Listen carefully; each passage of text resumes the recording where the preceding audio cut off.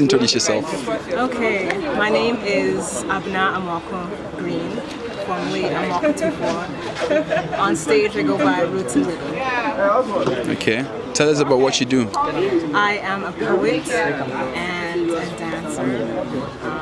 So I do spoken word and fuse movement into it, especially when I have great accompaniment with musicians. So yeah, I just like to tell stories through poetry. Okay, you told us a bit about the fact that you studied economics, I think. Yes. So how did you get into poetry? How did it happen? I think the poetry was natural and the economics was an idea. I was interested in economics in high school. The idea of just poverty and why certain people's money is worth more than less. So I majored in university. However, it just didn't feel right to me. Like as I went along, it wasn't where my spirit was. I didn't see myself really going that deep into economics, although I did well in it and it was interesting and useful. I always had a love for literature and art and dance, so that was always there. So now I've just brought it out more and decided to kind of embrace that side. Interesting. There's different compartments of what I do. So you don't just do poetry? Oh no. What else do you do? I'm a writer, so that means I write articles. I like to write articles, mostly articles and poetry, magazine columns, things like that. I also edit documents, technical documents, creative writing, novels, anything that people want me to edit, I'll edit for them. And I also do international development work, working with youth, working with women, multifaceted, I guess. Okay. We're usually very interested in knowing people's opinions about the arts and creativity and how it can sort of aid in national development. What are your thoughts on that? You think the arts and creativity, or let's say in your case poetry, does it have a role to play in national development? I think it does a lot more than people believe it does, partially because arts and creativity, a large segment of our population is meant to engage in that kind of work. It can be political, it can be entertaining, it can be thought-provoking. So I think if those people who are meant to do that kind of thing are even just engaged in it, then that means that they're being productive. So that alone, for those people themselves, contributes to development, contributes to community. And then when those people are doing what they're supposed to be doing in those fields in terms of art, sharing messages with people, encouraging people, inspiring them, entertaining them, then that feeds those people who are then listening to the message. And I think it really cheers people up. I mean, look at us here tonight. It's not like we've fed anybody physical food, but people stand a bit straighter. They decide, oh, I want to write this, I want to do this, I want to talk about this issue. So it's important. It's important to tackle issues. I find I learn a lot actually through going to poetry shows. I learned a lot about what's happening in the world because people speak about what's real to them, and it sparks my interest. So I'm like, oh, let me read about what's happening in Israel. I don't really know about that, but because this poet spoke about it, now I'm informed.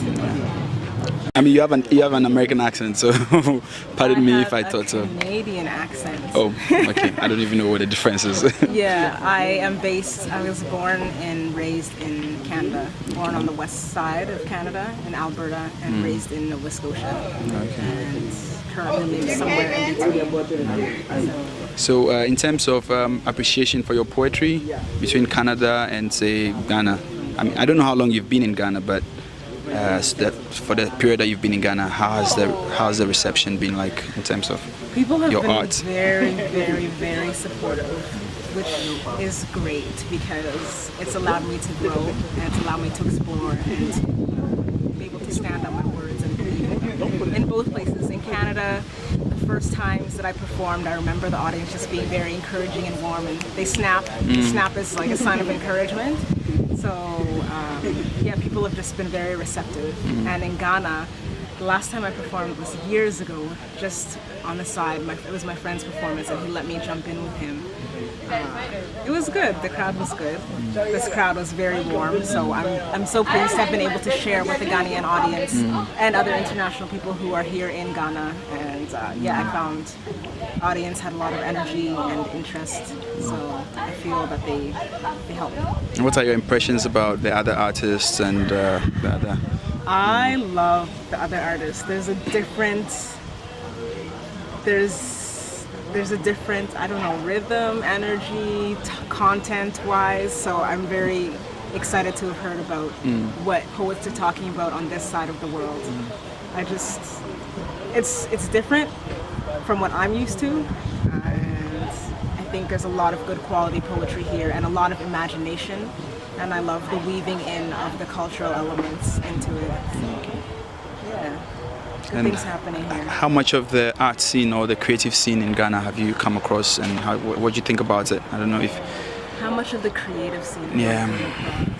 I mean, since you came to Ghana, have you attended any other art events apart from this poetry events? Well, this time, I've been to Ghana several times. This time I haven't done much because of my job. I work with a youth exchange outside of the city, so I haven't really attended many events. But during previous visits, I witnessed and was part of a lot of dance performances, dance and theater at the University of Ghana, and that just like, I just love it. Like, I just love,